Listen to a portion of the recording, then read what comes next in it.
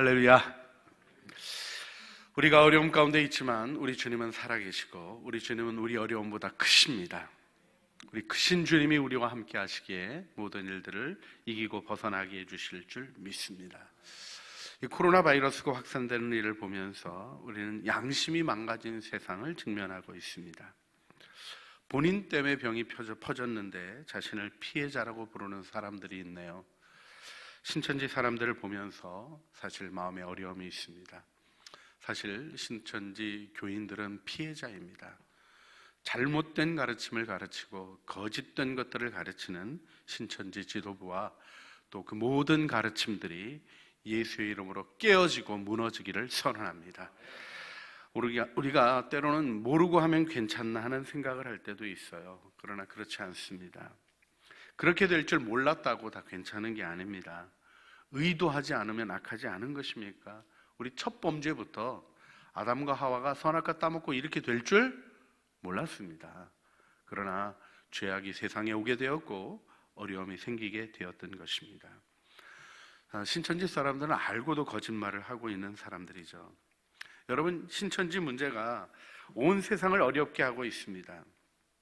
병을 파악할 수 없도록, 이 병이 어떻게 전개되는지에 대한 부분을 통제할 수 없도록 하는 일이 일어나는데, 왜냐하면 양심에 반하는 일을 하는 자들이 있기 때문입니다.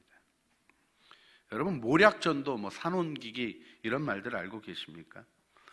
공식적으로는 포기했다고 얘기하는데요, 이러한 교육으로 확장한 것이 신천지인 것이죠.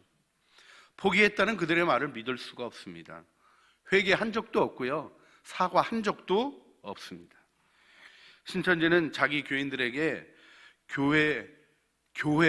다른 기성교회에 가서 교인을 데려오라고 합니다. 예수님이 씨를 뿌린 걸 자신들이 거둔대나요? 그런데 자신이 신천지 신도인 걸 숨기라고 얘기합니다. 거짓말로 접근하는 방법까지 가르쳐줘요. 처음에 목자에게 시험 들어서 목자에게 상처받아서 교회 좀 못 나가고 있다고, 한 석 달 정도는 이런저런 일 때문에 못 나갈 거라고 와서 얘기해서 그 교회 교인이 스스로 나를 관리하게끔 만들래요. 그리고 가끔 전화해서 얘기하고 만나고 그러면서 내가 은혜 받았던 분 소개하면서 신천지 교육하는 사람들을 소개시켜주고, 전도하러 나간다 그러면서 신천지 교인 저쪽에서 오라 그러고 마치 만난 것처럼 얘기해서 그 신천지 교인 또 교회로 끌고 들어와서 세력을 형성하고, 이런 식으로 하는 일이 그게 추수래요. 여러분, 이런 양심이 망가진 일들을 행하는 자들이 부끄러워하지 않고 있습니다. 다 짜놓고 마주치는 것을 모략이라고 가르칩니다. 양심이 실종되었죠. 성경이 말하는 모략은 노인의 지혜의 귀를 기울이는 것입니다. 모략전도, 추수꾼전도 하지 않는다고 하지만, 여러분, 아직도 복음방, 무료 성경 공부한다고 부르는데 사람들이 모여있는 걸 TV에서 보게 됩니다. 정부가 요구한 조사조차 숨기는 모습을 보면서 이들의 정체를 확인할 수 있습니다. 거짓의 공동체죠. 거짓 무리인 것입니다. 방역에 심각한 문제가 생기는 것을 보면서 그들의 일들을 생각해 보게 됩니다. 그들은 목적이 정당하기 때문에 방법은 정당화될 수 있다고 거짓말을 정당화합니다. 여러분, 제가 이 일을 왜 중요하게 다루냐면 이것이 이 사회가 무너지는 중요한 요소와 연결되어 있기 때문입니다. 여러분, 목적을 정당화하면 수단과 방법도 정당화될 수 있는 것입니까? 이건 성경의 방법이 아니에요. 하나님을 부인하는 자들의 방법입니다. 사실 러시아 혁명 때 볼셰비키 쪽에서 사용했던 방법이죠. 80년대에 데모가 있었을 때 제가 들었던 얘기입니다. 지성인으로 데모에 참여하는 사람들을 장띠 부르주아지라고 부르더라고요. 예쁜 부르주아지라는 말입니다. 뜻이 뭐냐 그랬더니, 이제 이렇게 동원하고 하는 일에 잘 써먹다가 혁명이 일어나면 꼭 제거해 버린다는 거예요. 여러분, 진실한 마음으로 함께하지 않고 도구적으로 사람을 이용하려고 하는 일이 어떻게 정당한 일이라고 얘기할 수 있겠습니까? 양심을 버리면 어떤 일이 일어납니까? 공산주의 혁명을 겪고 어려움을 겪었던 폴란드의 한 목사님이 레닌을 이렇게 비판했습니다. 레닌은 인류를 사랑했다. 그래서 인류의 3분의 1 정도는 가볍게 죽일 수 있었다. 이념이 움직이고 마음을 더럽혀 정직을 버린 자들의 일이 생명을 파괴하는 일들이 일어나는 것입니다. 양심을 버린 자들, 이렇게 지도하고 가르치는 신천지 지도부에 하나님의 저주가 임하고 우리가 그들을 사탄에게 내어줍니다. 오늘 본문에도 바울이 이렇게 이야기합니다. 믿음의 착한 양심을 가지라.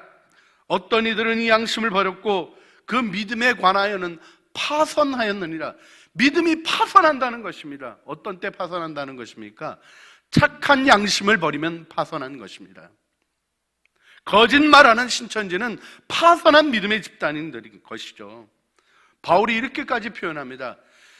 내가 사단에게 내어준 것은, 이름이 언급됩니다. 후메네오와 알렉산더라는 이단적인 가르침을 하는 자들입니다. 내가 사단에게 내어준 것은 그들로 훈계를 받아 신성을 모독하지 못하게 하려 합니다.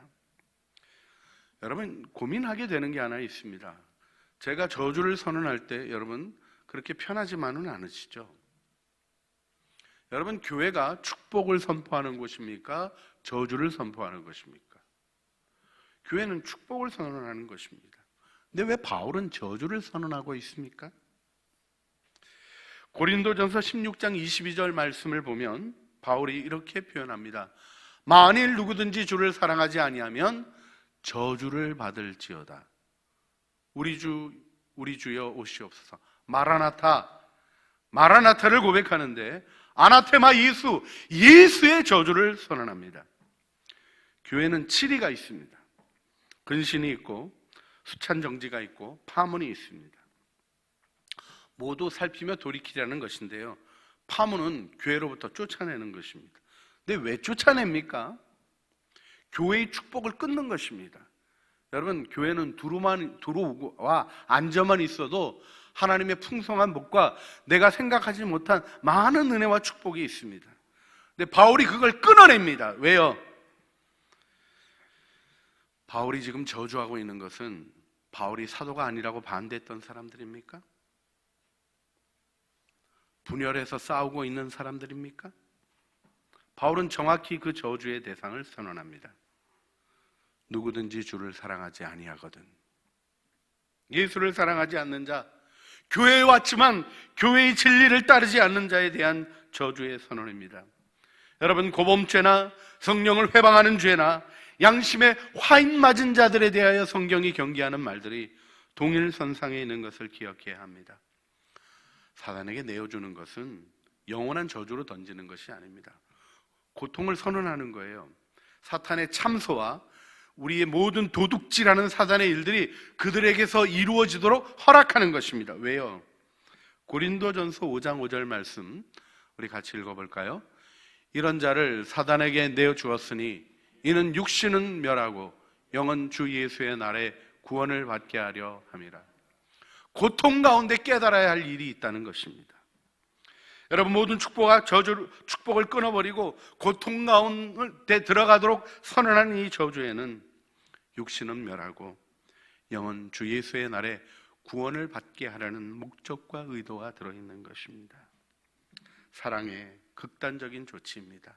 마라나타 고백하며 아멘 주 예수여 오시옵소서 하며 그날에 있을 최종적인 궁극적인 선언을 미리 당겨 선포함으로 죄를 깨닫고 돌이키도록 하는 조치이죠. 여기서 주목해야 될 것이 하나 있습니다. 생각해보게 되는 고민이 있습니다. 예수를 사랑하지 않는 것이 저주받을 일일까요? 양심에 반하는 거짓말하는 것이 저주받을 일일까요? 여러분, 우리도 삶 속에서 거짓말하고 주님을 잊어버리기도 하고 그러지 않습니까?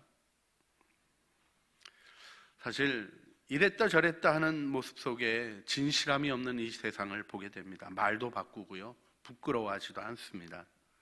그런데요, 어떤 때는 바울도 그런 적이 있는 것 같이 보여지는 부분이 있습니다. 고린도전서 9장 20절로부터 21절에 보게 되면 내가 유대인들에게 유대인 같이 된 것은 유대인들을 얻고자 하며 율법 아래 있는 자에게는 내가 율법 아래 있지 아니하나 율법 아래 있는 자에게 같이 된 것은 율법 아래 있는 자들을 얻고자 하며 내가 율법 없는 자가 아니지만 또 하나님 안에 율법 있는 자로서 율법 얻는 자 같이 된 것은 율법 없는 자를 얻고자 합니다.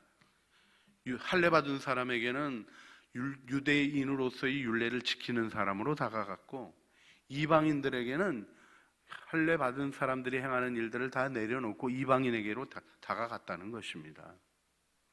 여러분, 이 모습이 이랬다 저랬다 하는 것처럼 여겨지십니까? 다릅니다. 바울은 지금 양심에 반하는 일을 하고 있지 않는 거예요. 율법의 뜻을 이해하고 율법의 본뜻을 따라 그리스도를 만나게 하려는 접촉점을 찾고자 하는 섬김인 것이죠. 여러분, 우리가 경계해야 될 일은 다른 게 아닙니다. 양심의 찔림이 일어나는 일을 어쩔 수 없다고 마음을 강팍하게 하는 악한 마음을 키워가는 일을 경계해야 하는 것입니다. 그래서 더러워진 양심을 저주하는 것입니다. 여러분, 하나님이 진리를 증거하는데 거짓이 필요하실까요? 간교한 모략이 필요하신 분입니까? 하나님을 몰라도 너무 모르는 거죠. 이단 교주나 그런 게 필요한 겁니다.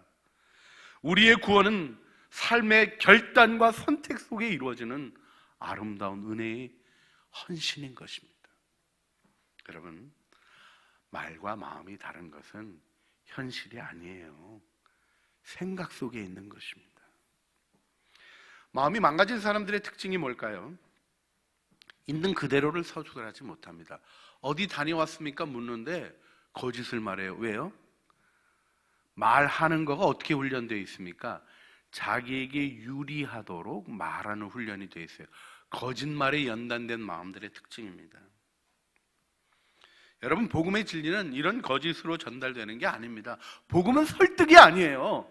말로 나타나는 것이 아니라 능력과 성령과 큰 확신으로 이루어지는 하나님의 역사인 것입니다. 우리는 천지를 지으시고 우리 육체와 영혼을 다스리시는 하나님을 믿는 것입니다. 여러분, 양심을 버리는 일의 대표적인 게 거짓말인 것을 기억하셔야 됩니다. 그리고 거짓말에 대해서 성경이 뭐라고 얘기하시는가도 기억하셔야 합니다. 여러분, 아나니아와 삽비라가 초대교회에서 죽었습니다. 왜 죽었습니까? 헌금하고 죽었어요. 무슨 헌금했습니까? 큰 구제 헌금하고 죽었습니다. 밭을 팔았어요. 그런데 다 바칠 거가 좀 그래서 좀 얼마를 남겨뒀어요. 얼마 남겨뒀으면 밥 팔고 좀 드립니다 하면 될 거 아니에요. 그런데 거짓말을 했어요. 왜요? 바나바가 존경을 받는 것 보면서 나도 존경받고 싶었어요. 그래서 저도 다 드립니다 이런 얘기를 한 거예요. 근데 죽었어요. 여러분, 그게 죽을 일이라고 생각이 드십니까? 세상적인 생각으로는 죽을 일이 아니죠. 그래도 조금이라도 좋은 일 한 거 아닙니까? 그러나 베드로는 명확하게 선언합니다. 사도행전 5장 3절로부터 4절을 보면 베드로가 이르되 아나니아여 어찌하여 사단이 내 마음에 가득하여 내가 성령을 속이고 땅값 얼마를 감추었느냐. 땅이 그대로 있을 때는 내 땅이 아니며 판후에도 내 마음대로 할 수가 없더냐. 어찌하여 이 일을 내 마음에 두었느냐. 사람에게 거짓말한 것이 아니오 하나님께로다. 이렇게 말과 마음이 반하는 일을 할 때 어떤 일이 일어난다는 것입니까? 사단이 마음에 가득하게 된다는 것입니다. 그래서 이루어지는 일이 무엇이라는 것입니까? 거짓말을 하게 된다는 거예요. 여러분, 그 종말론 다루고 종말에 대한 이야기를 풀어가는 성경이 요한계시록이에요. 그래서 이단들이 제일 많이 가져다가 쓰는 게 요한계시록입니다. 왜요? 이 상징들이 나와서요, 지멋대로 해석하기가 좋아요. 그래서 엉뚱한 얘기들을 하는데요, 요한계시록이 거짓말에 대해서 아주 명확하게 얘기하는 게 있습니다. 어린 양 앞에서 구원의 노래를 부르는 14만 4천. 14만 4천에 대해서는 오늘은 설명 안 드리겠습니다. 이 상징적인 의미를 가진 구원받은 자들의 무리인데, 요한계시록 14장 5절에 뭐라고 기록되어 있습니까? 우리 같이 읽어볼까요? 14만 4천에 대한 표현입니다. 그 입에 거짓말이 없고 흠이 없는 자들이더라. 모략전도 하는 자들이 14만 4천에 들어갈 수 있겠습니까? 없겠습니까? 없습니다. 거짓말 또 하고 있는 거예요. 그런가 하면 거짓말하는 자들에 대해서 요한계시록이 기록해주고 있는 것은 무엇입니까? 요한계시록 21장 8절 말씀입니다. 같이 또 읽어볼까요? 그러나 두려워하는 자들과 믿지 않은 자들과 흉악한 자들과 살인자들과 음행하는 자들과 점술가들과 우상숭배자들과 거짓말하는 모든 자들은 불과 유황불로 타는 못에 던져지리니 이것이 둘째 사망이라. 거짓말하는 자에게 처해지는 것이 무엇입니까? 둘째 사망. 하나님의 저주가, 영원한 저주가 그들에게 있겠다고 선언하는 것입니다. 요한계시록은 반복해서 생명책에 기록된 자만 들어가고 거짓말하는 자들 새하늘과 새 땅에 들어가지 못한다고 증언합니다. 개들과 점술가들과 음행하는 자들과 살인자들과 우상숭배자들과 및 거짓말을 좋아하며 지어내는 자들, 요한계시록 22장 15절에 다 쫓겨난 자들이라고 이야기하고 있습니다. 그런데 여러분, 거짓말 하시나요? 안 하시나요? 안 하실 줄로 믿습니다. 제 표현이 이상하죠. 거짓말 종류가 좀 있기는 있어요. 여러분, 새빨간 거짓말도 있고요, 새하얀 거짓말도 있습니다. 어떤 때는 할 수 없이 거짓말해야 되는 때도 있는 거죠. 여러분 어떤가요? 그 유럽에서 있었던 코리텐붐의 고백 속에서 들었던 얘기인데 유대인들을 색출하려고 나치가 집에 찾아왔는데 유대인을 숨겨줬었어요. 근데 문을 두드리는 나치가 묻습니다. 네 집에 유대인 있지? 그러면 있다 그래야 됩니까? 없다 그래야 됩니까? 없다 그러는 게 거짓말입니까? 아닙니까? 혼돈스러운 거예요. 가벼운 얘기가 아닌 거예요. 거짓말이죠, 거짓말. 코리텐붐은 있다 그러고 잡혀간 다음에 하나님께 기도하면서 풀려나는 경험을 했다 그러는데 저건 그 비윤리적인 행동이라고 저는 판단합니다. 내 정직을 위해서 사람의 생명을 내모는 일은 해서는 안 되는 거예요. 그런데요, 전쟁도 그렇습니다. 여러분, 계명에 살인하라 그랬습니까? 살인하지 말라 그랬습니까? 하지 말라고 했어요. 자, 그러면 예수 믿는 사람이 군에 가서 사격 연습하는 게 살인 연습 아닙니까? 사격 연습은 아닌가요? 그 랍비들 유머에 그런 게 나와요. 유대인들이 너무 사람들이 정확한 거예요. 또 랍비들은 얼마나 정밀도가 높습니까? 사격 연습을 시켰더니 다 백발백중하는 거예요. 그래서 이 사람들 훈련시켜가지고 이제 전쟁에 나갔습니다. 적군이 몰려오니까 사격! 그랬더니 아무도 안 쏘는 거예요. 그래서 왜 안 쏘냐 그랬더니 저기 사람이 옵니다. 그러고 안 쏘는 거예요. 여러분, 이게 원래요, 그 사람 죽이면 됩니까? 안 됩니까? 안 되는데, 자, 우리 남자분들 죽이는 연습했습니까? 안 했습니까? 했습니다. 왜 하죠?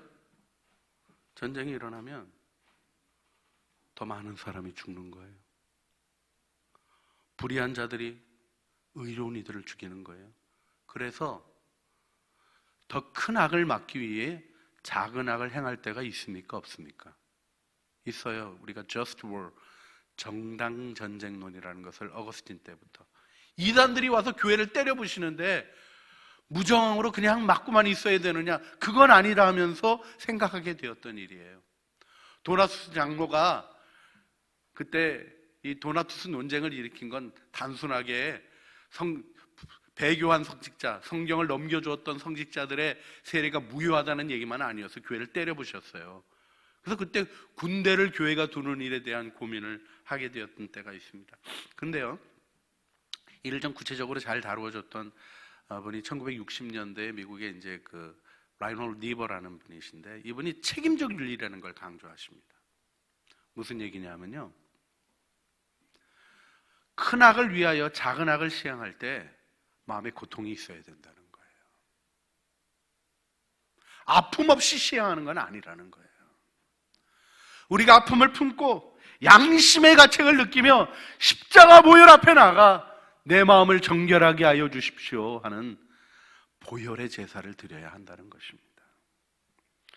여러분, 나치가 V2 계획을 가지고 있을 때 핵무기가 개발이 됩니다. 그게 가장 열심히 했던 사람이 아인슈타인이죠. 아인슈타인이 정보도 많았어요. 그래서 V2 계획이 실패했다는 얘기를 듣고는 이 핵무기 개발을 멈추어야 한다는 얘기를 합니다. 이건 개발하면 더 큰 문제가 일어날 수 있으니, 큰 위협이 제거되었으니 다르게 해결합시다 하는 얘기를 합니다. 근데 그 당시 아무도 그의 말을 듣지 않았죠. 그때 아인슈타인이 버나드 쇼를 인용해서 재미있는 얘기 하나를 합니다. 인간이 역사로부터 배우는 것은 인간은 역사부터 아무것도 배우지 않았다는 사실이다. 여러분, 양심이 망가진 곳에 어떤 일이 일어납니까? 거짓말하는 일, 목적을 위해서 수단을 정당화하는 자들, 천국을 세우겠다 그러고는 다 지옥을 끌어올렸습니다. 죄악에도 무지개 같은 농염이 있다는 걸 잊지 마셔야 합니다. 악인의 꾀가 있는가 하면 죄인의 길이 있고 오만한 자의 자리가 있어요. 악인의 꾀의 유혹을 다루지 않으면 죄인의 길이라는 삶의 방식이 정해지고요, 그 삶의 방식을 방치하면 오만한 자의 자리라는 저주의 자리가 삶에서 생겨지는 거예요. 여러분, 이런 강팍함을 주님은 책망하시고 저주를 선언하시죠. 여러분, 마태복음 23장 33절 보면 사랑의 주님이 너무 심하게 얘기하셔요. 그 당시 종교 지도자들에게 이렇게 얘기하시죠. 뱀들아, 독사의 새끼들아, 너희가 어떻게 지옥의 판결을 피하겠느냐. 제 개역 성경에 있는 그대로 읽어드렸습니다. 주님이 왜 이렇게 과격하게 분노하실까요? 그 당시 종교 지도자들이 과부의 돈을 빼앗습니다. 그러면서 이렇게 얘기하는 거예요.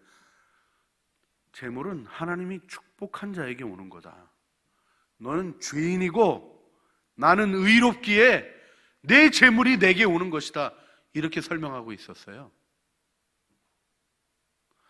오늘날의 양심으로는, 오늘날의 현대적 의식으로는 금방 문제라는 것이 의식되어지는데, 과거에는 그게 잘 되지 않았던 시절이에요.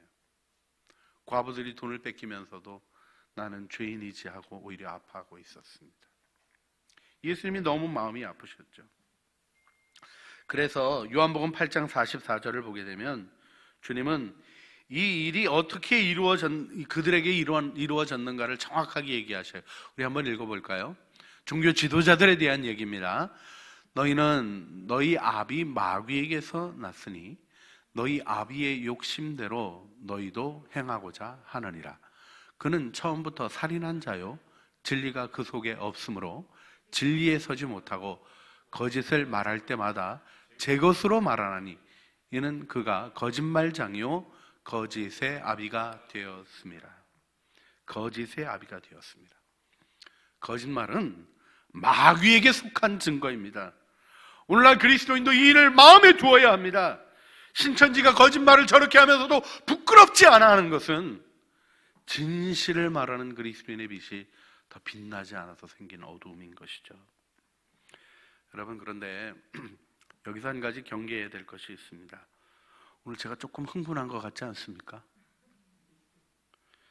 근데 이렇게 흥분하면요, 소아시아 7교회 에베소 교회에게 주님이 권면하셨던 것처럼 이단은 잘 정리했는데 처음 사랑을 버릴 수 있습니다. 다르게 표현하자면요, 비난하다 따라할 수 있다는 거예요. 여러분, 미움도 일종의 묵상인 거 아셔요? 묵상이 뭐냐면 계속 생각하는 거예요. 여러분, 미워하는 사람이 생각 많이 납니까? 아니면 친한 사람이 생각 많이 납니까? 사랑에 빠지면 사랑하는 사람 생각 더 많이 나지만 친한 사람보다는 미웠던 사람이 생각 더 많이 나죠. 자꾸 쳐다보는 걸 묵상이라고 그래요. 요즘 제가 자꾸 경계해야 되는 게 하나 있어요. 뉴스를 묵상해요. 우한에서 42명 왔대더라. 숫자를 거의 외워요. 왜 그러겠어요? 반복해서 보고 있습니다. 지금 이게 뉴스 채널을 묵상하는구나 하고 깨달았어요. 여러분, 이런 식으로는 해결이 안 되는 거예요. 여러분 안에서 강팍함이 없어지길 원하십니까? 진실한 마음으로 살고 싶으십니까? 내 안에 있는 죄악을 발견해야 합니다.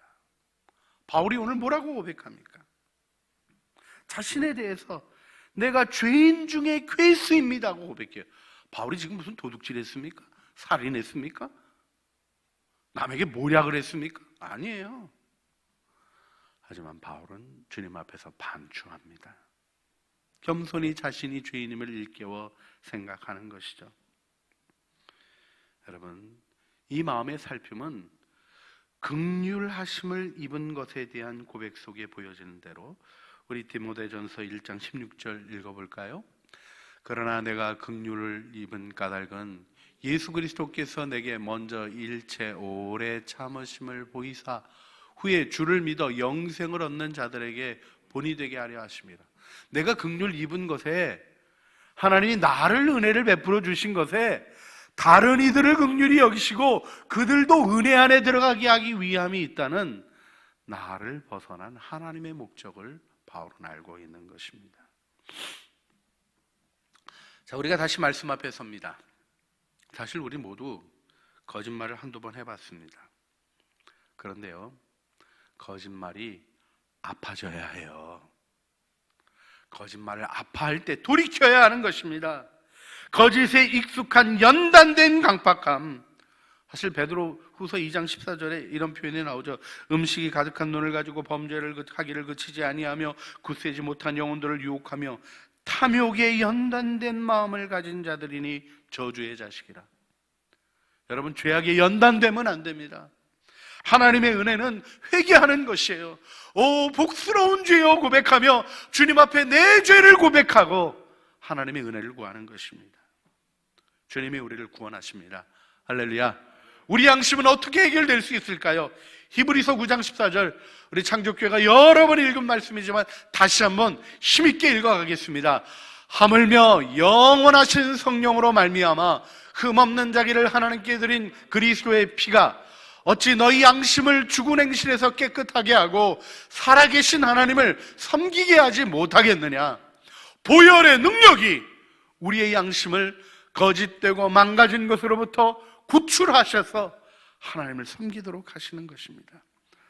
여러분, 우리가 마음의 뿌림을 받아 악한 양심으로부터 벗어나고 몸 맑은 물로 씻음을 받았으니 참 마음과 온전한 믿음으로 하나님께 나아갈 수 있도록 축복받은 것을 기억하십시오.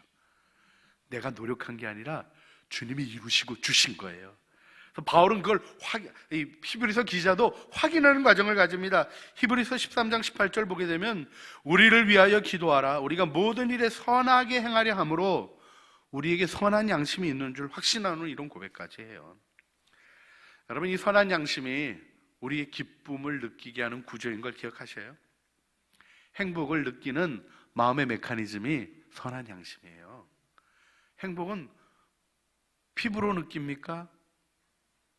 맛으로 느낍니까? 맛있다 하지만요, 입에 아무리 맛있는 게 들어와 있어도요, 앞에 원수 덩어리 앉아 있으면 맛있어요, 없어요? 음식은 맛있는데 되게 기분 나쁘다고 체하기까지 해요. 행복은 마음으로 느끼는 겁니다. 예수를 너희가 보지 못하였으나 사랑하는도다. 지금도 보지 못하나 믿고 말할 수 없는 영광스러운 즐거움으로 기뻐하니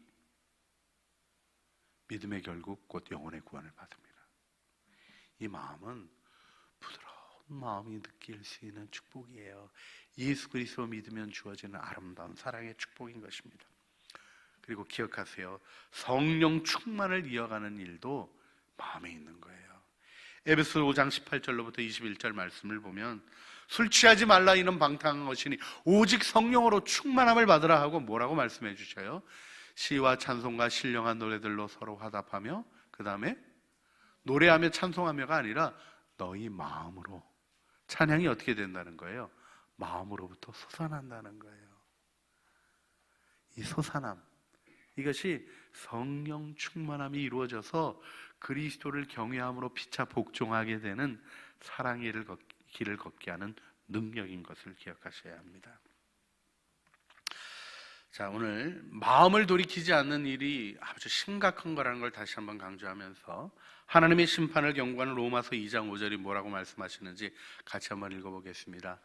다만 내 고집과 회개하지 아니하는 마음을 따라 진노의 날 곧 하나님의 의로우신 심판이 나타나는 그날에 임할 진노를 내게 쌓는도다. 회개하지 않는 마음에 뭐가 쌓여진다고요? 하나님의 진노가 쌓여진다는 것입니다. 여러분, 이 시대는 거짓이 횡행하고 있는 시대입니다. 돈 버는 일이라면 거짓말 하겠다고 준비된 자들로 가득한 세상을 살아갑니다.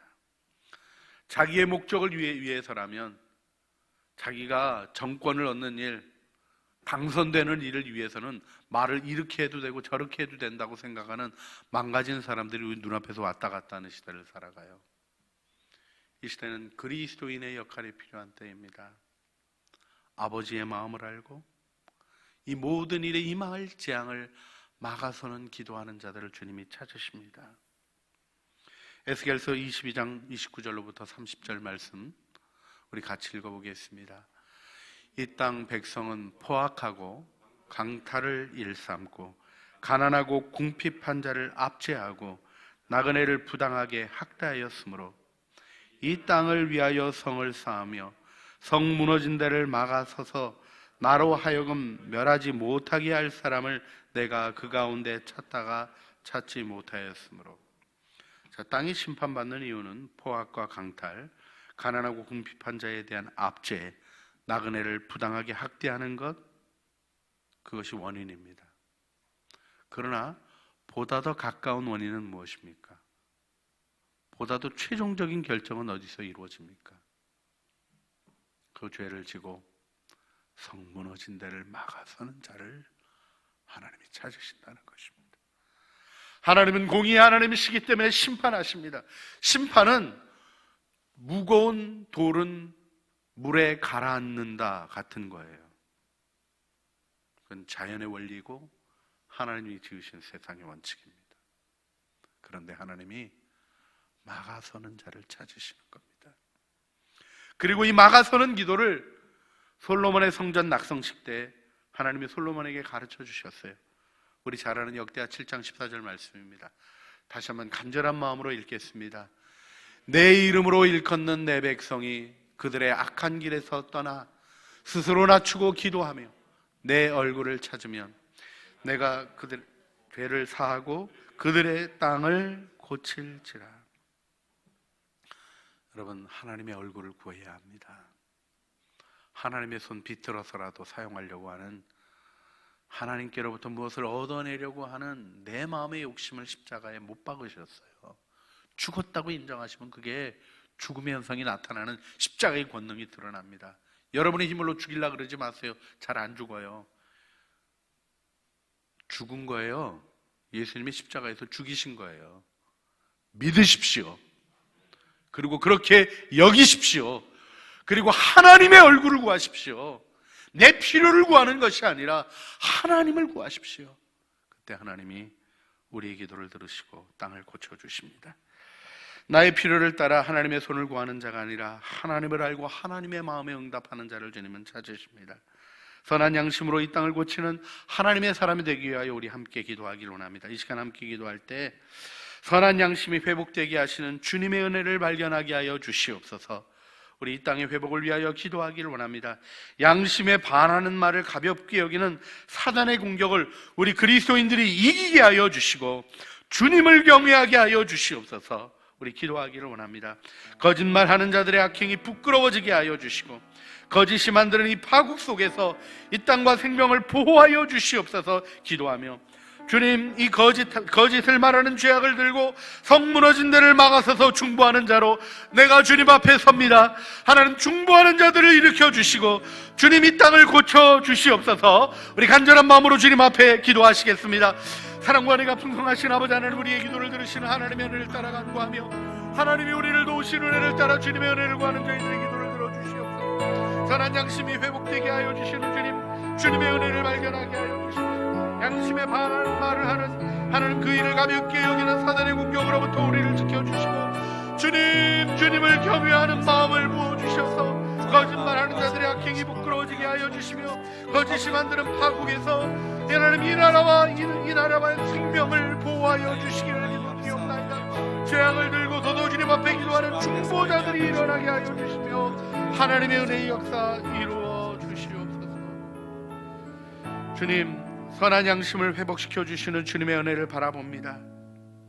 양심에 반하는 말을 가벼이 여기는 사단의 공격을 이기고 벗어나게 하여 주시옵소서. 거짓말에 연단된 자들이 하나님 죄악이 퍼져가고 병이 퍼져가는 일에 역할하고 있는 모습을 봅니다.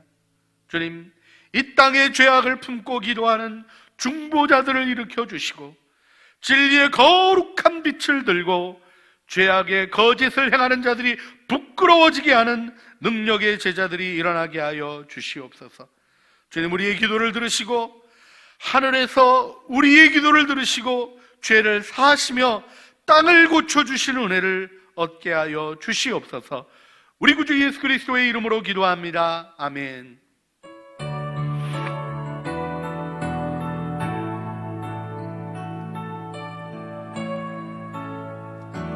나의 백성이 다 겸비하여 내게 기도하며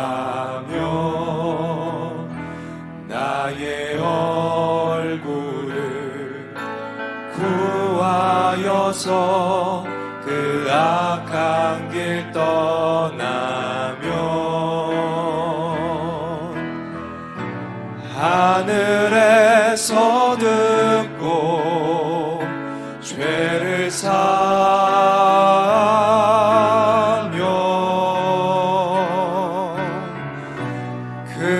그들의 땅을 고치리라.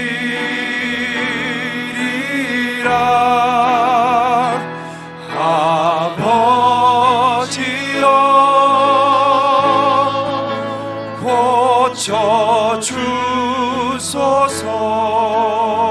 고쳐주소서. 이 나라 주의 것 되게 하소서.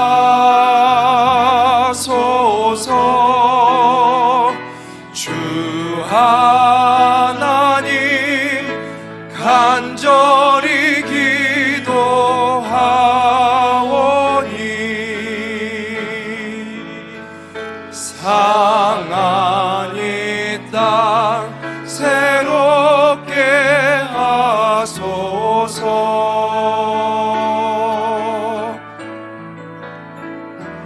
무릎 꿇고 다 경비하여 주께 기도하리. 주의 얼굴을 구하여서 그 악한 길 떠나리. 주님의 자비로 죄를 사하며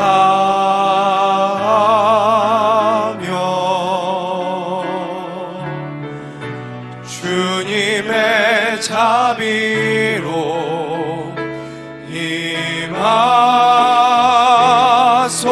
임하소서. 아버지여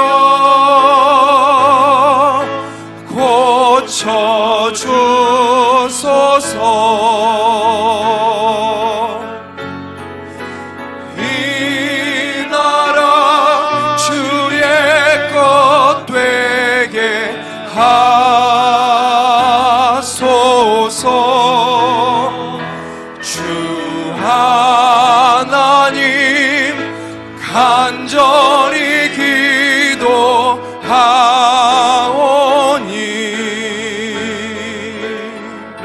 상한 이 땅 새롭게 하소서. 상한 이 땅 상한 이 땅 새롭게 하소서.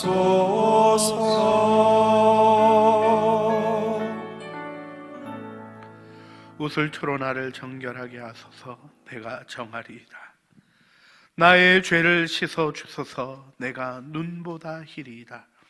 내게 즐겁고 기쁜 소리를 들려주시사 주께서 꺾으신 뼈들로 즐거워하게 하소서.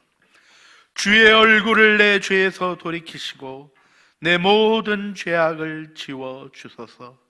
하나님이여, 내 속에 정한 마음을 창조하시고 내 안에 정직한 영을 새롭게 하소서. 이제는 갈보리 메마른 언덕에서 남김없이 피를 흘려주심으로 우리의 더럽혀진 양심을 정하게 하시고 부드럽게 하셔서 선한 양심으로, 착한 양심으로 하나님을 섬기게 하신 우리 주 예수 그리스도의 은혜와 성 무너진 데를 막아서서 기도하는 자의 간구를 들으시며 은혜를 베푸시는 아버지 하나님의 그 거룩하신 사랑하심과 우리로 정한 영혼으로, 그래서 깨끗한 심령의 주님을 모시고 하나님의 뜻을 이루며 땅을 고치는 사역에 헌신하도록 중보의 영으로 도우시는 성령 하나님의 교통하심이 이제 양심의 회복을 주님 앞에 기도하며 이 땅의 양심이 회복되기 위하여 주님 앞에 기도하기를 소원하며 이 치유의 사명을 감당하기를 마음에 결단하며 주님을 바라보는 사랑하는 주의 자녀들 머리 위에와 각 가정에서 예배드리는 심령들 위에, 그리고 그 가정과 일터와 사명의 걸음으로 걸어가는 모든 삶의 자리들 위에 주님의 은혜가 간절히 필요한 이 민족과 투병하고 싸우고 있는 의료진들과 환자들과 모든 노력들 위에, 그리고 주님의 나라의 그 위대한 전진과 거짓의 역사가 무너지고 진리가 세워지는 그 은혜의 영광스러운 하나님의 복음의 전진 위에 이제와 영원 무궁토록 함께 있어지기를 간절히 축원하옵나이다. 아멘.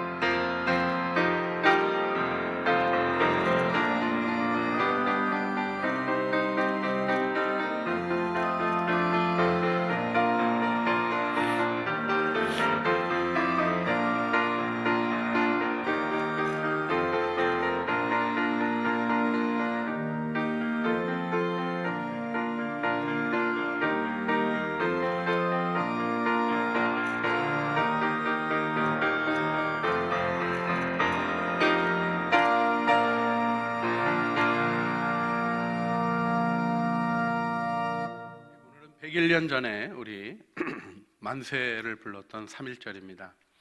하나님께서 이 민족을 이 모든 코로나 바이러스의 위협으로부터, 또 경제적인 위기로부터, 또 모든 앞길을 가로막는 거짓들과 정치적인 혼돈으로부터 건져주시는 진정한 해방이 이루어질 줄 믿습니다. 제가 대표로 만세 3창하고 우리 애국가 1절 부르겠습니다. 대한독립 만세! 대한독립 만세! 대한독립 만세! 우리 애국가 부르시겠습니다.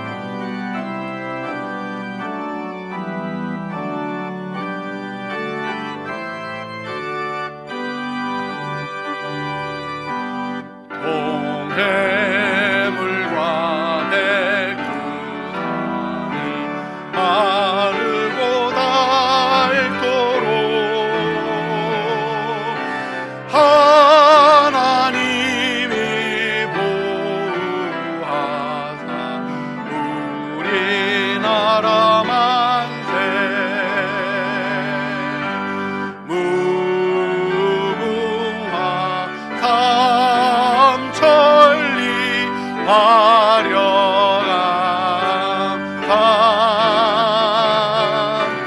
대한 사랑 대하늘로 길이 보전하세.